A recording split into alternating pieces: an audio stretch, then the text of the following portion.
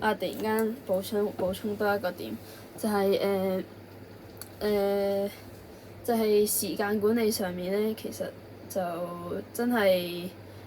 揾多啲嘢做啦，或者係充實多啲自己嘅生活，係啊。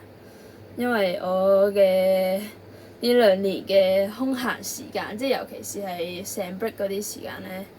即係因為我哋都放成差唔多4個月嘅，例如當暑假，然後中間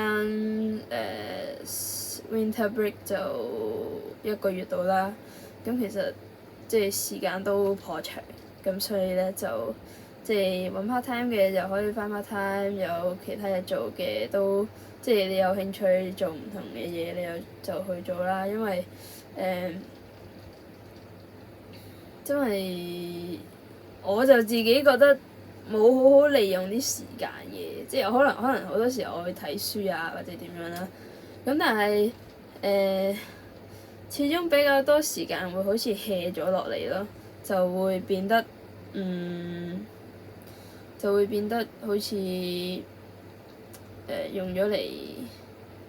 就好似變咗退休生活咁樣，得閒得滯，真係都幾得閒，即係得閒到你有種唔知做乜嘢好，或者係真係有種退休嘅感覺。雖然我未賺錢啦，但係真係會有種咁嘅感覺嘅，所以咧就加油，係。